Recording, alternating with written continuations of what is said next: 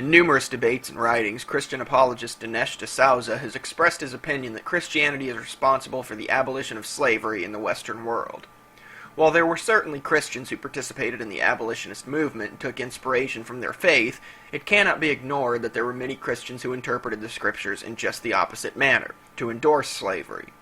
To credit Christianity with ending slavery is frankly absurd. As it will be shown, Christianity has a history of supporting racism and slavery, long before the United States of America even existed.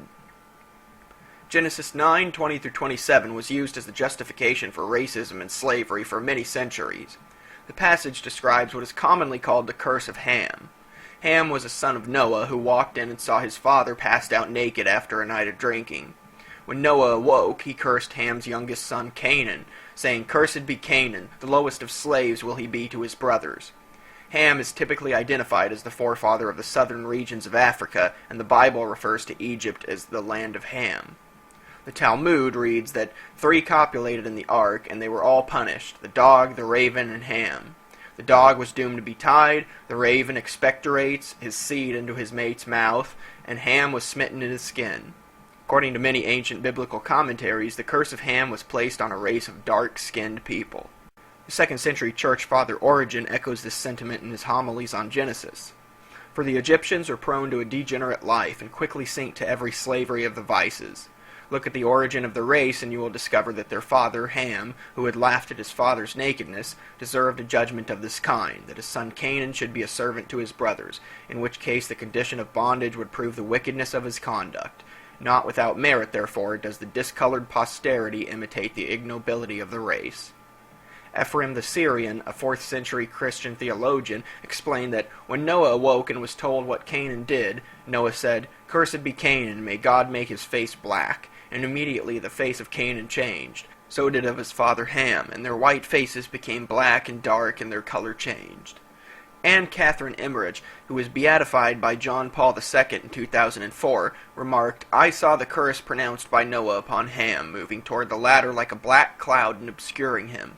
His skin lost its whiteness, he grew darker. His sin was the sin of sacrilege, the sin of one who would forcibly enter the Ark of the Covenant. I saw a most corrupt race descend from Ham and sink deeper and deeper in darkness. I see that the black, idolatrous, stupid nations are the descendants of Ham. Their color is due, not to the rays of the sun, but to the dark source whence those degraded races sprang." The Bible doesn't directly associate the curse of Ham with skin color, but many Christians have interpreted it in just that way. The curse of Ham is also not the only justification for slavery that Christians found. St. Thomas Aquinas, the renowned 13th century theologian and philosopher, states in his Summa Theologica that slavery among men is natural, for some are naturally slaves according to the philosopher.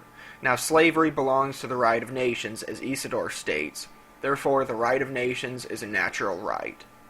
George Whitefield was the man who brought the Great Awakening and revivalism from Britain to America in the mid-18th century. However, when slavery was outlawed in Georgia, this spiritual leader fought to have it legalized, ultimately succeeding in 1851. In the 19th century, Reverend Richard Furman argued that the right of holding slaves is clearly established by the Holy Scriptures, both by precept and example. In the Old Testament, the Israelites were directed to purchase their bondmen and bondmaids of the heathen nations, except they were of the Canaanites, for these were to be destroyed. And it is declared that the persons purchased were to be their bondmen forever, and an inheritance for them and their children. He goes on to say, in the New Testament, the gospel history or representation of facts presents us a view correspondent with that which is furnished by other authentic ancient histories of the state of the world at the commencement of Christianity. The powerful Romans had succeeded in empire the polished Greeks, and under both empires the countries they had possessed and governed were full of slaves. Many of these, with their masters, were converted to the Christian faith, and received together with them into the Christian church, while it was yet under the ministry of the inspired apostles. In things purely spiritual they appear to have enjoyed equal privileges, but their relationship, as masters and slaves, was not dissolved. Their respective duties are strictly enjoined. Also from the 19th century, George Fitzhugh wrote that if we prove that domestic slavery is, in the general, a natural and necessary institution, we remove the greatest stumbling block to belief in the Bible. For whilst texts, detached and torn from their context, may be found for any other purpose, none can be found that even militates against slavery. The distorted and forced construction of certain passages for this purpose by abolitionists, if employed as a common rule of construction, would reduce the Bible to a mere allegory, to be interpreted to suit every vicious taste and wicked purpose. Of course, Bible-inspired racism was not only directed at Africans. Even though the Christian Bible contains the history of the Jewish people in the Old Testament, and despite the portrayal of Jesus as a Jewish teacher in all the Gospels, many people found support for anti-Semitism from Christianity as well. Under Constantine, Christians were prohibited from converting to Judaism, while the Theodosian and Justinian codes stripped Jews of their civil rights. They could not testify against Christians, nor could they hold public office.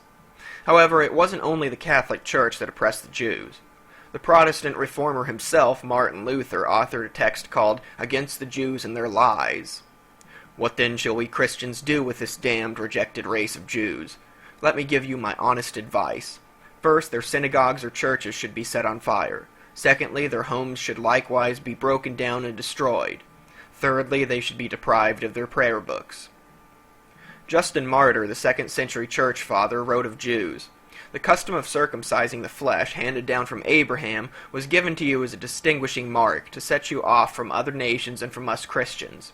The purpose of this was that you, and only you, might suffer the afflictions that are now justly yours, that only your land be desolated and your cities ruined by fire, that the fruits of your land be eaten by strangers before your very eyes, that not one of you be permitted to enter your city of Jerusalem."